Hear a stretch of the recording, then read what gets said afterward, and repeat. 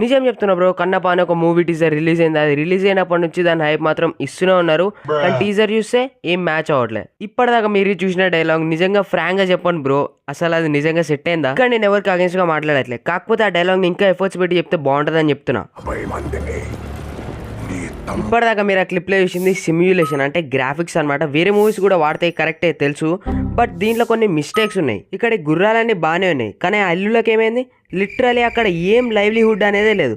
ఒక విలేజ్లో లైవ్లీహుడ్ లేకపోతే అసలు ఎట్లా క్రియేట్ అవుతుంది అది ఒక విలేజ్ అని? అంటే మన ఆడియన్స్ని అంత ఎర్రిపోపాలనుకోరా? లైక్ ఇలా మొత్తం టీజర్ చూస్తే అంత ఒక్కటే ప్లేస్ దగ్గర ఉంది. మన విష్ణు అన్న మరి ఎట్లా చేసిండో ఏమో, మరి అంత ఒకటే ప్లేస్ దగ్గర వేసిండు. ఇక చేయాల్సిందే మరి రోస్ట్.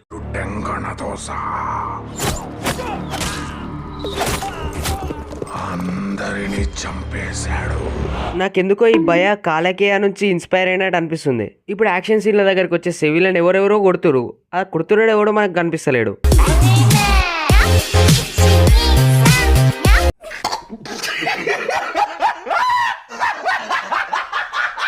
అండ్ మళ్ళా ఇక్కడ ఇంకో భయ కనిపిస్తాడు మనకి. నిజం చెప్తున్నా గైస్, వాళ్ళు కాలకేయ నుంచి చాలా ఇన్స్పైర్ అయ్యారు. తమ్ముడిని చంపాలంటే 100 మంది కూడా. ఇప్పుడు మీరు ఇక్కడ చూస్తున్న బ్యాక్గ్రౌండ్ లో కాంట్రాస్ట్ ఏది పడితే అది హై చేసారు.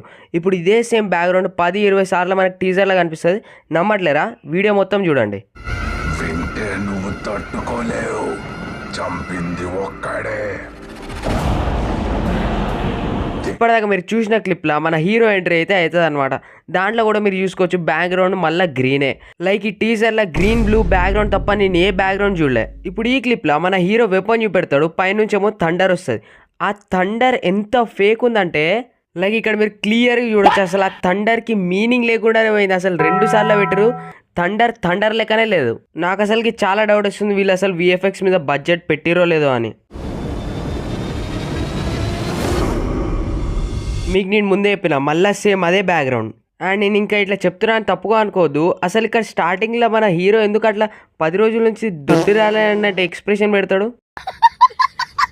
ఇప్పుడు ఈ సీన్ అయిపోయిన తర్వాత ప్రతి ఒక్క సీన్ని చాలా ఫాస్ట్గా కట్ చేస్తారు.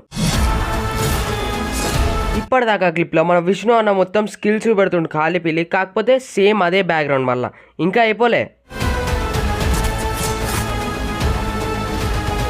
ఇప్పుడు ఇక్కడ మన అన్న మళ్ళీ స్కిల్స్ చూపెడతాడు, అది వదిలేయండి. మళ్ళీ ఇక్కడ కొడుతున్నప్పుడు లైక్ లిటరల్ అది యాక్టింగేనా?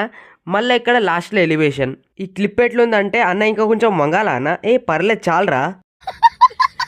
మరి నిజంగా కామెడీ కాకపోతే అది ఎంత ఫేక్ అనిపిస్తుంది. ఇంకా అయిపోలే, ఇప్పుడే ఇక్కడ స్టార్టింగ్లో అందరు క్యామియోస్ని చూపెడతాడు.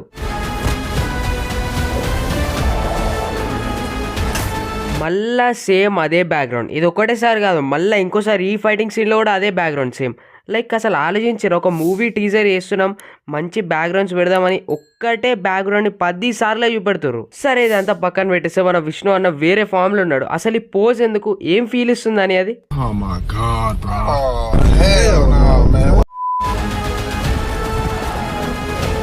చెప్పనవసరం లేదు. మళ్ళీ సేమ్ అదే బ్యాక్గ్రౌండ్. ఇక్కడ మనం చూసుకున్నట్టయితే మళ్ళీ ఇది అసలు ఏంది, వెనక గ్రీన్ స్క్రీన్ పెట్టి షూట్ చేసిరా దాన్ని.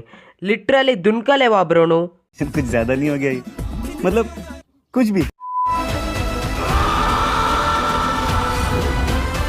నిజం చెప్తున్నా బ్రో, దీనికంటే చెత్త ఎడిటింగ్ నేను చూడలేదు. లిటరల్లీ వీళ్ళు ఇక్కడ మీద గ్రీన్ స్క్రీన్ పెట్టేసారు అండ్ దాని తర్వాత పక్కన సైడ్ క్యారెక్టర్స్ పెట్టేశారు. లైక్ వీళ్ళు ఏం ప్లాన్ చేసి ఈ టీజర్ ని మనకి రిలీజ్ చేసారో అర్థం కావట్లేదు. ఆడియన్స్ అంతా ఎర్రిపప్పలు అనుకుర్రా? మళ్ళీ ఇక్కడే మన విష్ణు బ్రో పట్టుకున్న వెపన్ అది ఎంత పెద్దగా ఉందంటే ఒక సైజులో అసలు మ్యాచే కావట్లేదు. లిటరల్లీ చెప్తున్నా, చిన్న వెపన్స్ వాడితే కూల్గా అనిపిస్తుంది, కానీ అది వాడితే ఏదో మరీ విచిత్రంగా ఉంది. లిటరలీ చెప్తున్నా బ్రో, ఈ సీన్ ఎంత ఫేక్ ఉందంటే, ఫేక్ అంటే నాకు ఈ సీనే గుర్తు వస్తుంది. లైక్ లిటరలీ గ్రీన్ స్క్రీన్ పెట్టి చేసారు దాన్ని.